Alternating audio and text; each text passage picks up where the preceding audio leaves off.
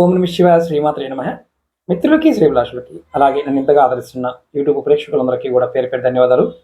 మిత్రులారా, మీ అందరికీ పరాదేవత ఎల్లవెల్లా మీతో ఉండి మీ మనోవాంఛ నెరవేర్చారని మనస్ఫూర్తిగా కోరుకుంటున్నాను.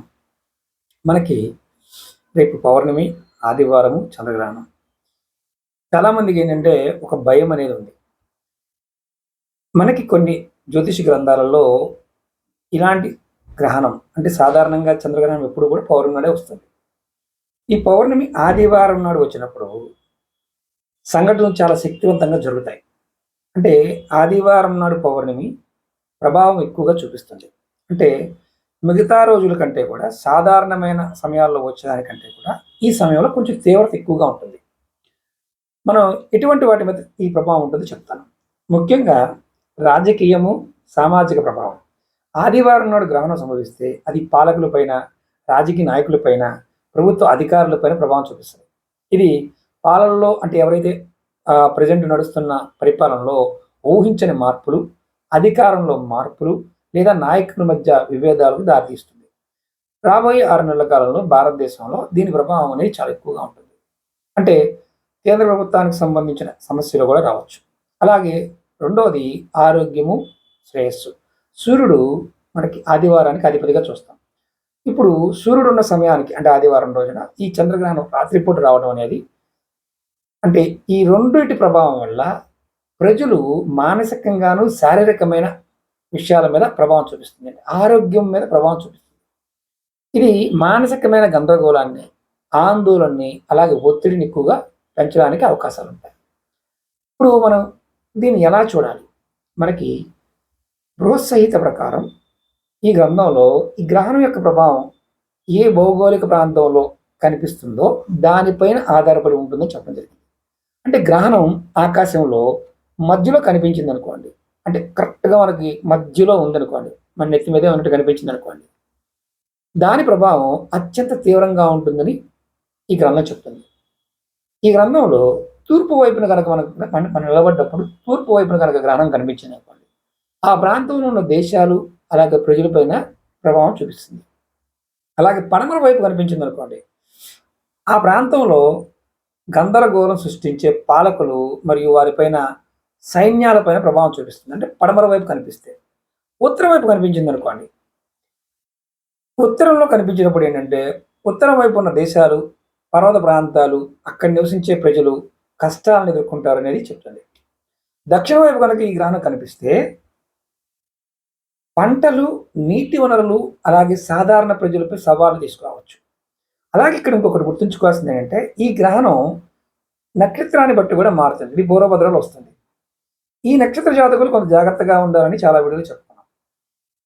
ఈ నక్షత్ర ప్రభావాన్ని బట్టి ఆ దేశానికి ఉన్న చార్ట్ బట్టి కూడా ప్రభావితం చేస్తుంది. కాబట్టి గ్రహణం ఏ నక్షత్రంలో సంభవిస్తుందో దాని ఆధారంగా కూడా ఫలితాలు మారుతూ ఉంటాయి. ముఖ్యంగా ఇక్కడ మీకు నేను కొన్ని జాగ్రత్తలు చెప్తాను. మన భారతదేశంలో మన తెలుగు ప్రజలు ఎక్కడున్నా సరే ముఖ్యంగా గ్రహణం వచ్చిన దగ్గర నుండి ఒక 15 రోజుల టైము అంటే ప్రాకృతిక పరమైన సమస్యలు వస్తాయి.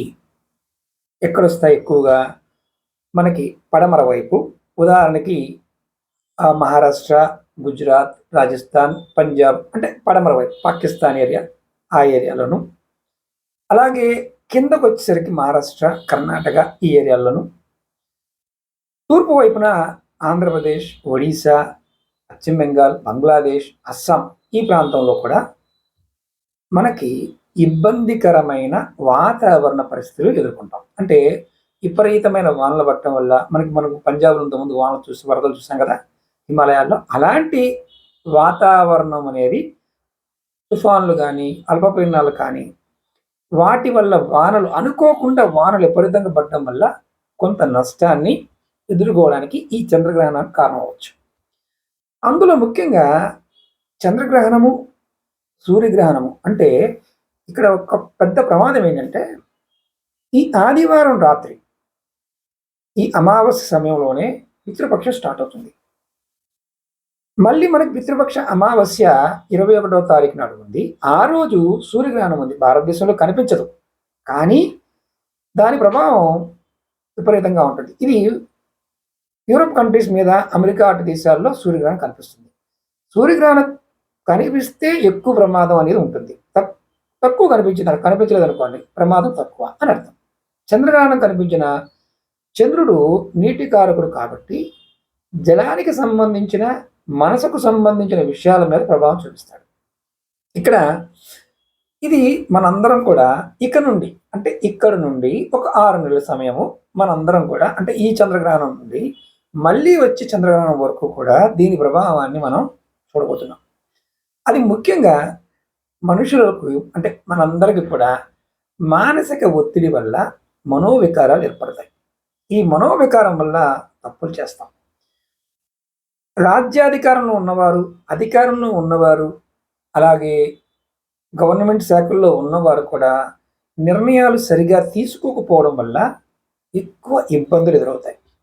కుటుంబ సభ్యుల్లో కూడా చిన్న చిన్న విషయాలకు కూడా మనం ఒత్తిడికి గురైపోయి ఎక్కువ కోపానికి గురవుతూ ఉంటాం. మనం ఇలాంటి సందర్భాల నుంచి బయటపడడానికి ఈ గ్రంథాలలో ఒక అద్భుతమైన తేలికైన మంత్రం ఒకటి చెప్పారు. ఇక్కడ మీరు ఎవరైనా సరే ఈ గ్రహణ సమయంలో ఏమి చేసినా చేయకపోయినా, అంటే మీరు ఓపికన్నా లేకపోయినా, ఒక 3:30 గంటలు, అంటే రాత్రి 9:30 దగ్గర నుండి వేసుకోండి, 9:30 దగ్గర నుండి 2 గంటల మధ్యలో మీరు మనసు, అంటే ఎవరితో మాట్లాడకుండా ఫోన్ కూడా పక్కన పడేసి ప్రశాంతంగా కూర్చొని మీకు నచ్చిన దేవుడి నామాన్ని స్మరించండి. మీకు ఏదైనా గురుమంత్రం ఉందనుకోండి, గురుమంత్రం ఉన్నవారు అదృష్టవంతుల కింద లెక్క. ఈ సమయంలో మీరు వీలైనంత వరకు ఆ మంత్రాన్ని జపం చేస్తే, ఒక్కసారి చేస్తే 1000 సార్లు చేసినంత ఫలితాన్ని ఇస్తుంది. అంత శక్తి ఉంటుంది. ఏ మంత్రమైనా సరే, నేను నెక్స్ట్ తర్వాత వీడియోలో కొన్ని తేలికైన మంత్రాలు కూడా చెప్తాను. ఇప్పుడు కూడా కొన్ని మంత్రాలు చెప్తాను. మీరు ఎవరైనా సరే ఈ సమయంలో మీ కులదైవాన్నైనా స్మరించండి. గణపతి నామైన ఓం గం గణపతి నమః స్మరించండి. ఓం నమ శివాయ స్మరించండి. ఓం నమో నారాయణాయ స్మరించండి. ఓం దత్తాత్రేయాయ నమః అని కూడా స్మరించండి. ఓం కార్తికేయ, మీరు ఏదైనా సరే, ఇది అని కాదు. ఎందుకంటే ఇప్పుడు ఈ గ్రహణం మీకు ఎంత ఇబ్బందిని కలగజేస్తుందో అంత అదృష్టాన్ని కూడా కలగజేస్తుంది. ఇది మనం ఖచ్చితంగా వినియోగించుకోగలిగితే సంపద పరంగాను, కుటుంబ పరంగాను, ఆర్థిక పరంగాను అన్ని రకాలుగా, ఒక రకమని కాదు, అన్ని రకాలుగా కూడా మంచి ఫలితాలని మనం పొందవచ్చు. ఇక్కడ ముఖ్యమైన, అంటే కొన్ని సందర్భాలలో బీజ మంత్రాలను సాధన చేస్తూ ఉంటాం. ఈ బీజ మంత్రాలను సాధన చేసేవారు ఖచ్చితంగా మనస్ఫూర్తిగా మీరు నాకు ఈ కోరిక కావాలి అని సంకల్పించి చేసుకోండి. ఇది ఒక అవకాశం, సువర్ణ అవకాశం. కొన్ని తాంత్రిక గ్రంథాల్లో కూడా వీటి గురించి వర్ణన ఉంది. అందులో శ్రీ విద్యా తంత్రం ఒకటి, రుద్రయామల తంత్రం ఒకటి, మహానిర్వాణ తంత్రం ఒకటి, శారదా తిలకం ఒకటి. ఈ 4 గ్రంథాల్లో కూడా మనం ఈ గ్రహణ సమయంలో ఏం చేయాలనేది కూడా చెప్పడం జరిగింది. నేను మీకు టూకీగా చెప్తాను. ఎవరైనా సరే శ్రీ విద్యా ఉపాసకులు, మంత్రశాస్త్రానికి సంబంధించిన వారు తంత్ర ప్రకారం చంద్రగ్రహణ సమయంలో అంటే అమ్మవారి శ్రీయంత్రాన్ని పూజ చేయటం, దశమహావిద్యుల మంత్రాలను జపించడం వల్ల అత్యంత శక్తివంతమైన ఫలితాలు లభిస్తాయి. ముఖ్యంగా చంద్రగ్రహణం, ఆదివారం, పౌర్ణమి కలయిక అపారమైన శక్తి ఉన్న సమయం కాబట్టి మీరు ఎవరైనా సరే మంత్రం తీసుకున్నవారు, అమ్మవారి మంత్రం తీసుకున్నవారు, లలితా మంత్రం తీసుకున్నవారు ఇది చేయొచ్చు. అలాగే రుద్రయామల తంత్రం ఏం చెప్తుందంటే, ఈ రుద్రయామల తంత్రం శివపార్వతుల యొక్క సంభాషణ రూపంలో ఉంటుంది. ఈ గ్రంథం మొత్తం కూడా మంత్ర జపం చేయటం, వాటి ఫలితము చాలా అద్భుతంగా ఉంటుందని చెప్పింది. గ్రహణ సమయంలో ముఖ్యంగా ఆదివారం నాడు సంభవించినప్పుడు మంత్రాలని మనం సిద్ధింప చేసుకోవడానికి అత్యంత ప్రామాణికంగా సిద్ధి లభిస్తుందని చెప్పింది. ఈ సమయంలో చేసే జపం, హోమం కోరిన కోరికల్ని త్వరగా నెరవేరుస్తుందని వివరించింది. అలాగే మహానిర్వాణ తంత్రం ఏం చెప్తుందంటే, గ్రహణ కాలంలో చేసే తాంత్రిక పూజలు, కొంతమంది తాంత్రికులకి ఇది ఒక సువర్ణ అవకాశం. శక్తిని ఆవాహనం చేయటం, అలాగే శక్తీకరణ చేయటం, అష్టసిద్ధులు పొందటం, వీటి గురించి ఎవరైతే సాధన చేస్తారో ఈ గ్రహణ కాలంలో చేసే పూజలు 1000 రెట్లు ఎక్కువ శక్తి కలిగి ఉంటాయి కాబట్టి ఖచ్చితంగా ఆ సమయంలో చేయమని చెప్పింది. అలాగే శారదా తిలకం, ఇది తంత్రగ్రంథంలో మంత్ర బీజాక్షరాలను సిద్ధి చేసుకొని ఎవరైనా గురువు ద్వారా పొందిన మంత్రాన్ని గ్రహణ సమయంలో ముఖ్యంగా ఈ చంద్రగ్రహణం సమయంలో ఈజీగా సిద్ధిస్తుంది, అనుకూలమైన సమయంగా చెప్తుంది. ఆదివారం నాడు చంద్రగ్రహణం వస్తే ఆ శక్తి మరింతగా పెరుగుతుంది. నేను మీకు నెక్స్ట్ వీడియోలో ఇంకా వీటి గురించి వివరణాత్మకంగా షార్ట్ వీడియోలో చెప్పడానికి ప్రయత్నం చేస్తాను. మీరు ఎందుకంటే మీకు ఎవరైతే చేస్తున్నారో వారికి ఒక్కొక్కటి తెలుసుకోవడానికి అవకాశం ఉంటుంది కాబట్టి చెప్తాను. ఇప్పుడు ఈ శ్రీ విద్య తంత్రం అనేది మనం ఎలా చేయాలో చెప్తాను. ఈ ఉపాసన, అమ్మవారి ఉపాసన చేస్తాం కదా, అమ్మవారిని లలిత త్రిపుర సుందరిగా చూస్తాం. ఈ చంద్రగ్రహణ సమయంలో జపము చాలా అనుకూలమైన సమయం చెప్తాను. ఈ రోజు ఏం చేయాలో చెప్తాను, మనం ఎలా పూజ చేయాలో కూడా చెప్తాను, టూకీగా చెప్తాను. అమ్మవారి యంత్రాన్ని మీ ఇంట్లో కనుక అమ్మవారి యంత్రం ఉంటే అమ్మవారు ముందుగా ఈ గ్రహణానికి ముందు శుభ్రం చేసి అన్ని రెడీ చేసుకోండి. గ్రహణం స్టార్ట్ అయిన తర్వాత అమ్మవారి ఆ యంత్రం ముందు కూర్చొని మీరు పూజ చేసుకోవచ్చు. పూజా విధానం ఏంటి? గ్రహణం ప్రారంభమయ్యే ముందు యంత్రాన్ని శుభ్రం చేసి పూజా స్థలంలో ప్రతిష్ఠ చేసి గ్రహణ సమయంలో అమ్మవారికి శ్రీయంత్రానికి కుంకుమ, పసుపు మరియు గులాబీ రేకులతో అష్టోత్తరం కానీ సహస్రనామం కానీ జపం చేయాలి. ఏం జరుగుతుంది? ఈ రోజున ఈ శ్రీయంత్ర పూజ చేయటం వల్ల లలితాదేవి యొక్క అనుగ్రహం వల్ల మీకు ఆర్థిక సమస్యలు ఉంటే తొలగిపోతాయి. జీవితంలో శ్రేయస్సు, ఐశ్వర్యం ఆటోమేటిక్గా లభిస్తుంది. అందుట్లో దశమహావిద్యుల మంత్రం కూడా చేసుకోవచ్చు.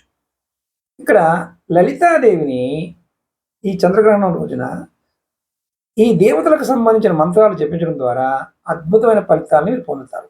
అందులో లలితా సహస్రనామం చేయడం, ఈరోజు గనక ఆ సమయంలో లలితా సహస్రనామం పఠించడం వల్ల లేదంటే వినడం వల్ల ఆధ్యాత్మిక శక్తి బాగా లభిస్తుంది. అలాగే రెండవది బాలా త్రిపుర సుందరి మంత్రాన్ని ఐం క్లీం స్వహ ఈ మంత్రాన్ని జపించడం వల్ల కూడా జ్ఞానం, విజయం లభిస్తాయి. ఇలా మీరు మీ గురువు ఇచ్చిన మంత్రం ఏదైనా చేయవచ్చు. అలాగే ధూమావతి పూజ కూడా చేసుకోవచ్చు. అంటే సాధారణంగా శుభకార్యాలకు దూరంగా ఉండే దేవత గ్రహణ సమయంలో పూజకు అనుకూలంగా ఉంటుంది. ఈమెను పూజించడం వల్ల దుష్ట శక్తులు, ప్రతికూల ప్రభావాలు తొలగిపోతాయి. అలాగే జపం చేయడం, అలాగే పరిహారాలు. మంత్ర జపం ఏంటంటే గ్రహణ సమయంలో నిశ్శబ్దంగా కూర్చొని గురు మంత్రాన్ని లేదా మీకు ఇష్టమైన దేవతా మంత్రాన్ని జపించాలి. గ్రహణం ముగిసిన తర్వాత తెల్లవారుజామున పేదవారికి కానీ బ్రాహ్మణులకు కానీ పాలు, బియ్యం, వస్త్రాలు ఇలాంటి ఇతర ధాన్యాలు దానం చేయడం వల్ల ఈ దోషాల ఏదైతే దోష ప్రభావాలు వస్తున్నాయో తగ్గిపోతాయి. ముఖ్యంగా ఇంటిని శుద్ధి చేయటం. గ్రహణం తర్వాత, గ్రహణం పూర్తయిపోయిన తర్వాత ఇంటిని శుభ్రం చేసి పవిత్రమైన జలంతో గంగా జలాన్ని చల్లి శుద్ధి చేసుకోవాలి. ఇక్కడ ముఖ్యంగా శ్రీ విద్యా తంత్ర ప్రకారం చంద్రగ్రహణం కేవలం ఒక మనకి ఖగోళమైన సంఘటనే కాదు, ఒక ఆధ్యాత్మిక శక్తిని పెంచుకోవడానికి ఒక శక్తివంతమైన అవకాశం. ఈ సమయంలో చేసే పూజలు అలాగే మంత్ర జపాలు గొప్ప మార్పును మీ జీవితంలో తీసుకొస్తాయి. ఇది మనం ఇప్పుడు చెప్పుకున్న ఒక గొప్ప తంత్రశాస్త్రం చెప్పుకున్నాం. ఇప్పుడు మనం రెండవది రుద్రయామల తంత్రం గురించి చేసుకుందాం. ఇది శివుడు, పార్వతి యొక్క సంభాషణ రూపంలో ఉంటుంది, ఇంతకుముందు చెప్పుకున్నాం. ఇందులో ఆధ్యాత్మికమైన సాధనలతో పాటు మిగతా విషయాలు కూడా దీంట్లో ఉన్నాయి. అవన్నీ మీకు చెప్తే చాలా వీడియో పెద్దదైపోతుంది. చంద్రగ్రహణం అనేది అత్యంత శక్తివంతమైన కాలంగా ఈ గ్రంథం చెప్పింది. ఈ సమయంలో చేసే పూజలు చాలా అద్భుతంగా, వేగంగా, అత్యంత వేగంగా ఫలితాన్ని ఇస్తాయి. ఈ సందర్భంలో మనం ఏం చేయాలో చెప్తాను. హోమాలు అంటే ఈ గ్రంథం ప్రకారం, రుద్రయామల తంత్రం ప్రకారం హోమాలకి అధిక ప్రాధాన్యత ఇవ్వాలి. ఈ సమయంలో మంత్ర జపం చేయడం వల్ల మంత్రం త్వరగా సిద్ధిస్తుంది. అంటే మంత్రం మీకు ఏ మంత్రం చేసినా త్వరగా ఫలితాన్ని పొందుతారు. అపారమైన శక్తి వస్తుంది. ముఖ్యంగా ఈ గ్రంథంలో చెప్పింది ఏంటంటే శివారాధన. ఈ తంత్రం శివ సంబంధిత పూజలకు ఎక్కువ ప్రాధాన్యత ఇస్తుంది. చంద్రుడు శివుడి తలపైన ఉంటాడు కాబట్టి చంద్రగ్రహణం రోజున శివుడిని ఆరాధించడం అత్యంత ఫలప్రదం. గ్రహణ సమయంలో నిశ్శబ్దంగా కూర్చొని రుద్రాభిషేకం కానీ లేదా శివ సహస్రనామం కానీ పఠించడం వల్ల అన్ని దోషాలు తొలగిపోతాయని గ్రంథం చెప్తుంది. 3:30 గంటల సమయం. మంత్ర జపం కూడా రుద్రయామల తంత్రం ఏం చెప్తుందంటే గురు మంత్ర జపం, మృత్యుంజయ మంత్రం అంటే బీజాక్షర మంత్రాలు ఏ మంత్రం చేసినా వేల రెట్లు ఎక్కువ ఫలితాన్ని ఇస్తుంది. ముఖ్యంగా జీవితంలో విజయము, సంపద, శారీరక మానసిక ఆరోగ్యం కోసం ఈ సమయంలో ఈ మంత్రాన్ని జపం చేయొచ్చు. అంటే గురుమంత్రం కానీ, మృత్యుంజయ మంత్రం కానీ, నమశివాయ చేయొచ్చు. అలాగే హోమాలు పాయింట్లో కూడా ఈ తంత్రశాస్త్రం ఏం చెప్పిందంటే గ్రహణం ముగిసిన తర్వాత హోమాలు చేయడం చాలా ముఖ్యమైనది. గ్రహణం పూర్తయిన తర్వాత శివ మంత్రాలు, దుర్గాదేవి మంత్రాలు, ధనాకర్షణ సంబంధ మంత్రాలతో హోమం చేయడం వల్ల కోరికలు చాలా త్వరగా నెరవేరుతాయి. ఇది ఉదయామంత్రం చెప్పిన విషయం, మీకు షార్ట్ కట్లో చెప్తున్నాను.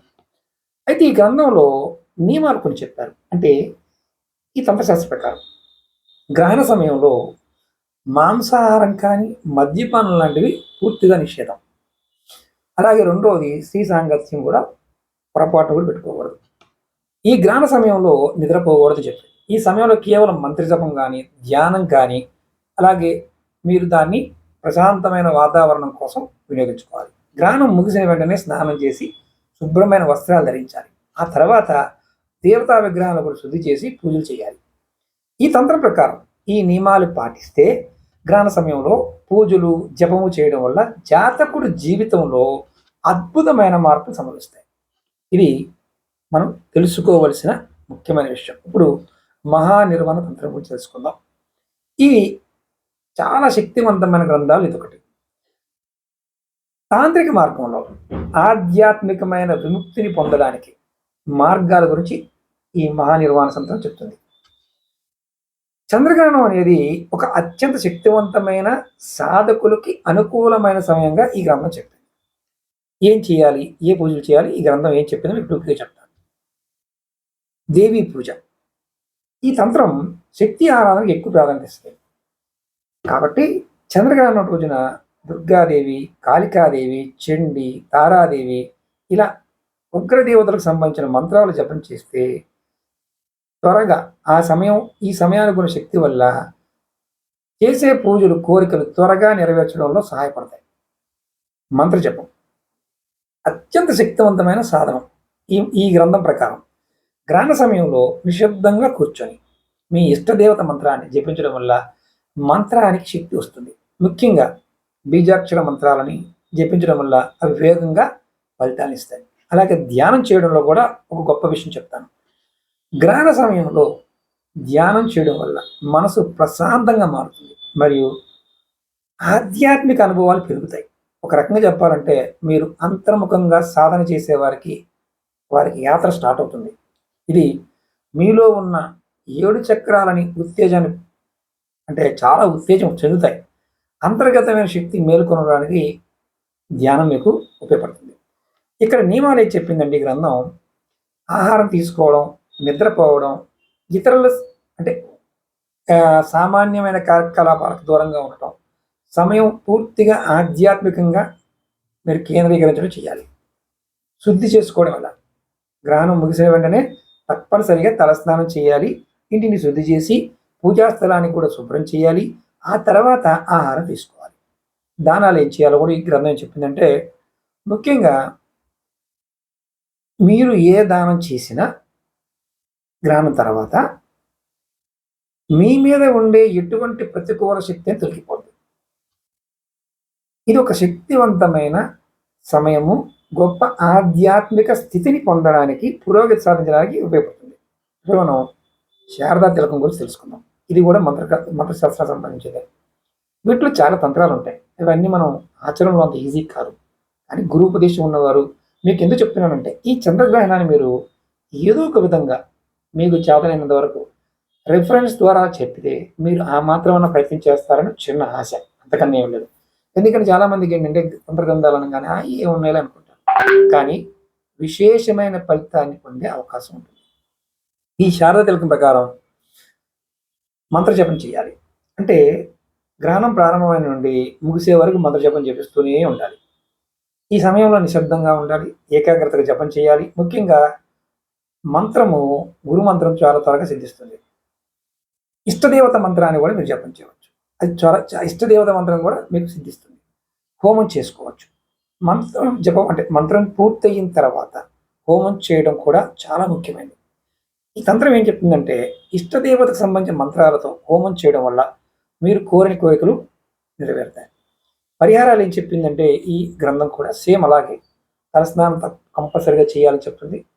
శుభ్రమైన వస్త్రాలు ధరించమని చెప్తుంది. పూజా స్థలాన్ని కూడా శుభ్రం చేసి పవిత్రమైన జలంతో శుద్ధి చేయమని చెప్తుంది. దానాలు కూడా గ్రహణం పూర్తయిన తర్వాత మీరు తెల్లవారుజామున బియ్యము, పాలు, పంచదార, తెల్లని వస్తువులు దానం చేయమని చెప్పింది.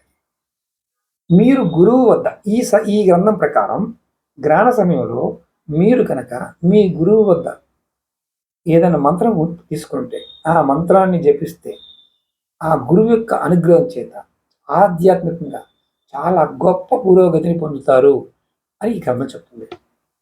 అలాగే మరి మరి మనకు ఆటోమేటిక్గా పితృపక్షం కూడా స్టార్ట్ అయిపోతుంది. ఈ పితృపక్షం స్టార్ట్ అవ్వడం రాత్రి 1 గంటకి ఈ పౌర్ణమి తిథిలోనే స్టార్ట్ అవుతుంది.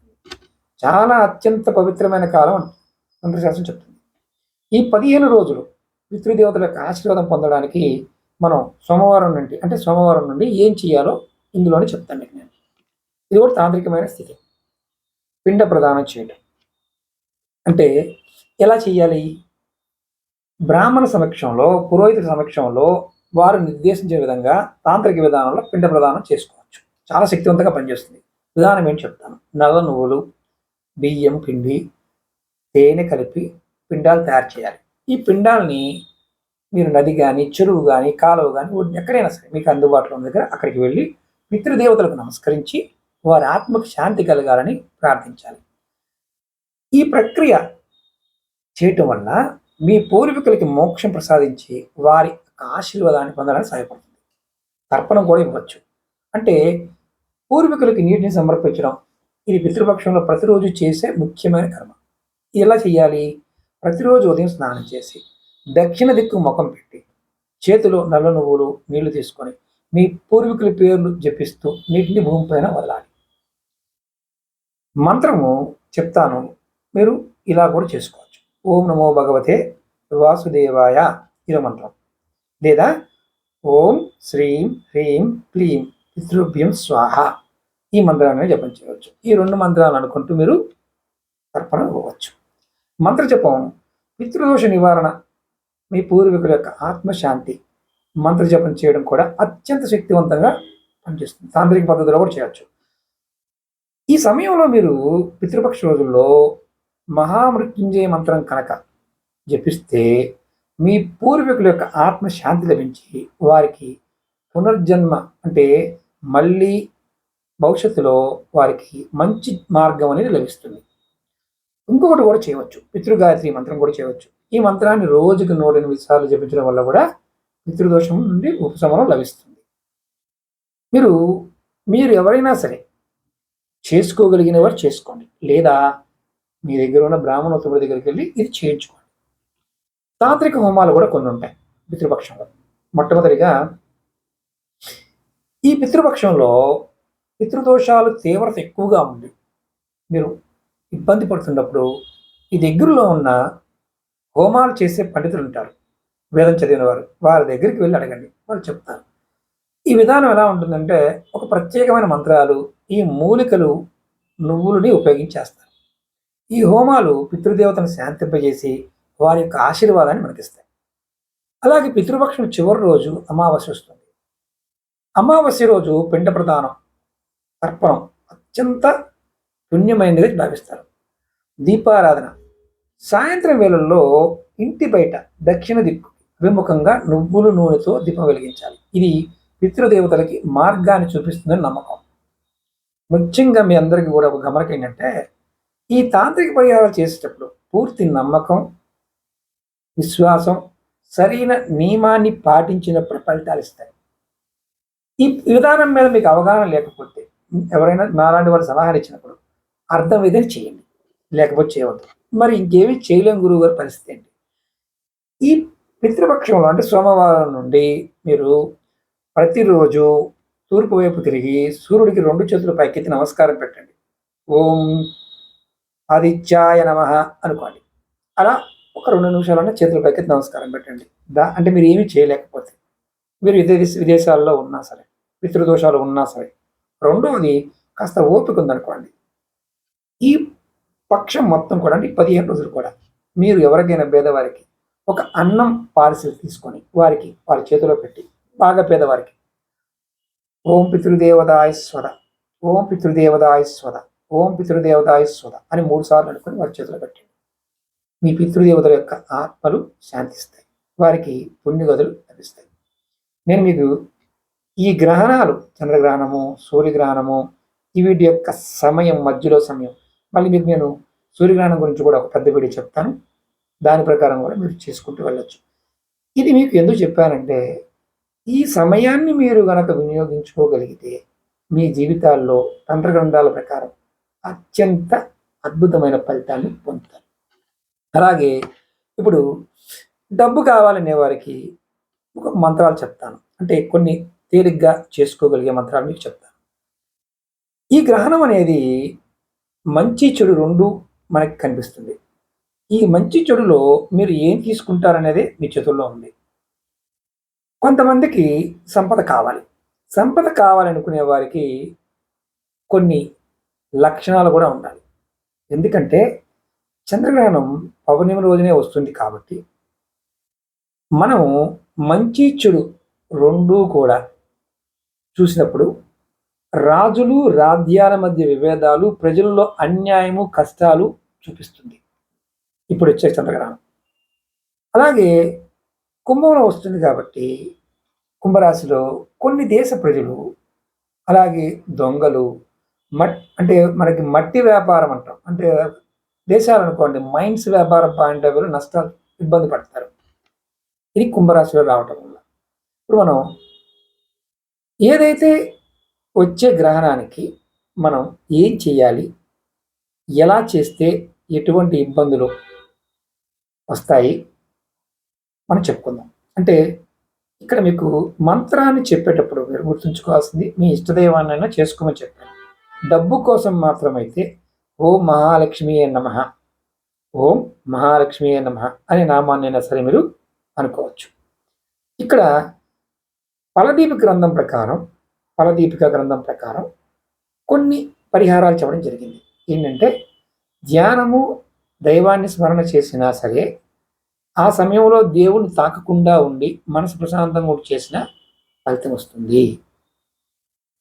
ఇది ఫలదీపిక గ్రంథం చెప్పిన మాట. అలాగే మృత్యుంజయ మహామంత్రం చేస్తే దీర్ఘ అనారోగ్య సమస్యలు తగ్గిపోతాయి. అదొకటి. చంద్రమంత్రం అంటే ఎవరికైనా సరే ఓం చం చంద్రాయ నమః అనుకున్నా సరే మీకు మానసికమైన సమస్యలు తొలగిపోతాయి. శివ పంచాక్షరి మంత్రం చేసిన, నమశివాయ, ఓం నమ శివాయ అని చేసిన అన్ని దోషాలు తొలగిపోవడానికి శివ పంచాక్షరి మంత్రం ఉపయోగపడుతుంది. ఇది మీరు తాంత్ర గ్రంథాల్లో చెప్పిన తేలికైన మార్గం. గ్రహ దోషాలు తొలగించుకోవడానికి, ఎందుకంటే శివలింగానికి అభిషేకం చేయడం, శివమంత్రం జపం చేయడం చాలా మంచిది. అలాగే నవగ్రహ దోషాలు ఉన్నప్పుడు నవగ్రహ మంత్రాలు జపం చేయడం, వాటి దుష్ఫలితాలు తగ్గిపోతాయి. ఇది గుర్తుంచుకోవాల్సిన విషయం. జాతక పారిజాతం చెప్తున్న మాట ఈ రెండు చేయమని చెప్తుంది, గ్రంథం గురించి చెప్తున్నా మీకు.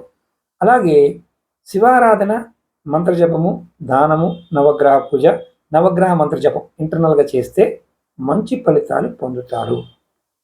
అందులో ఆదివారం నాడు ఈ గ్రహణం అనేది అధికారం ఉన్నవారికి మార్పులు, ప్రభుత్వ నిర్ణయాల మీద ప్రభావం, ఈ రోజుల్లో ఎవరైతే వ్యక్తులు నిర్ణయాలు తీసుకుంటారో విపరీతమైన ఇబ్బందులు వస్తాయి. కానీ ఈ రోజు చేసే జపం వల్ల ఆర్థిక వృద్ధికి సహాయపడుతుంది. అంటే ఒక చెడు ఒక మంచికి కూడా అవకాశాన్ని ఇస్తుంది. జాతక పారిజాతము, ఫలదీపిక, గృహసంహిత కూడా ఇవే చెప్తున్నాయి. కాబట్టి మీరు జాగ్రత్తగా ఈ చిన్న చిన్న వాటిని చేసినా మంచి ఫలితాలు వస్తాయి. ఇప్పుడు మనం కోట్ల రూపాయల డబ్బు సంపాదించాలి, అలాగే మంచి మంచి ఫలితాలు పొందాలంటే ఏం చేయాలో చెప్తాను. శ్రీయంత్రం పూజ చేయడం, శ్రీయంత్రానికి పూజ చేసుకోవడం. ఈ యంత్రానికి పసుపు, కుంకుమ, గులాబీ రేకులతో పూజ చేస్తే ధనాకర్షణ పెరుగుతుంది. మీకు ఏ మంత్రం జపం చేసినా ఆర్థిక సమస్యలు తొలగిపోయి సంపద పెరుగుతుంది. రెండవది లక్ష్మీ మంత్ర జపం. చంద్రగ్రహణం రోజున లక్ష్మీదేవి మంత్రాన్ని జపించడం ద్వారా చాలా ప్రభావవంతంగా పనిచేస్తుంది. ఓం శ్రీం హ్రీం క్లీం శ్రీం సిద్ధలక్ష్మీయే నమః, లేదా ఓం శ్రీం హ్రీం శ్రీం కమలే కమలాలయే ప్రసీద ప్రసీద శ్రీం హ్రీం శ్రీం ఓం మహాలక్ష్మీయే నమః, లేదా సింపుల్గా ఓం మహాలక్ష్మీయే నమః గ్రహణ సమయంలోనే జపించాలి. ఇది మీకు ఆర్థిక వృద్ధికి, అదృష్టానికి సహాయపడుతుంది. ఇప్పుడు అప్పులు ఉన్నాయి, నాకు రుణ విమోచన కావాలి, ఇప్పుడు ఏం చేయాలి? రుణ సమస్యలు ఉన్నప్పుడు ఏంటంటే మీరు ఈ సమయాన్ని నవగ్రహాలకు సంబంధించిన మీ జాతకరీత్యా ఏ గ్రహ దోషం ఉందో దాని ప్రకారం పూజ చేసుకోండి. శివుడికి రుద్రాభిషేకం చేయడం వల్ల కూడా రుణ బాధలు తగ్గుతాయి. పాలు బియ్యం దానం చేయడం వల్ల కూడా, పేదవారికి ఆలయంలో ఉన్న ఆలయాలకు కానీ బియ్యం దానం చేయడం వల్ల కూడా మీ పాపాలు తొలగి పుణ్యం సంపద పెరుగుతుంది. అలాగే రుద్రమంత్ర జపం చేయడం వల్ల, ఓం నమ శివాయ మంత్ర జపం చేయడం వల్ల కూడా కష్టాలు తొలగిపోయి మీ ఆధ్యాత్మిక శక్తి పెరుగుతుంది. మీకు ముఖ్యంగా సూచన ఏంటంటే, గ్రహణం మొదలైన తర్వాత మంత్ర జపము ఇవన్నీ చేస్తూ ఉండాలి. గ్రహణ సమయంలో తినకూడదు, నీళ్ళు కూడా తాగకూడదు. గ్రహణం తర్వాత స్నానం చేసి మంచి బట్టలు వేసుకోవాలి, ఇడిచిన బట్టలు వేయకూడదు. నమ్మకం, పూర్తి నమ్మకం, విశ్వాసంతో భక్తిగా చేస్తే ఈ సమయం మీకు సంపూర్ణమైన ఆర్థిక వృద్ధిని, సంతోషాన్ని ఇస్తుంది. పౌర్ణమి, ఆదివారం, చంద్రగ్రహణం ఇది చాలా ఆర్థికమైన స్థితిని పెంచడానికి, ఆధ్యాత్మికమైన ఉన్నతిని పెంచడానికి కూడా ఉపయోగపడుతుంది. మీకు సింపుల్గా ఉంటుంది చెప్తున్నాను. తంత్రంలో చాలా పెద్ద పెద్ద పూజలు ఉంటాయి. కొంతమంది ఆకర్షణ కోసం, జనాకర్షణ కోసం చాలామంది అడుగుతున్నారు. ఆ వీడియోలు కూడా మీకు నేను నెక్స్ట్ వీడియోలో చిన్న చిన్న వీడియోలుగా చెప్తాను. అలాగే మీకు ఈ వీడియో నచ్చినట్లయితే లైక్ చేయండి, ఛానల్ని సబ్స్క్రైబ్ చేసుకోండి, పక్కనే ఉన్న గంట సింబల్ని యాక్టివేట్ చేసుకోండి. ఈ వీడియోని 10 మంది మిత్రులకి షేర్ చేయండి. ఓం నమః శివాయ, శ్రీమాత్రే నమః.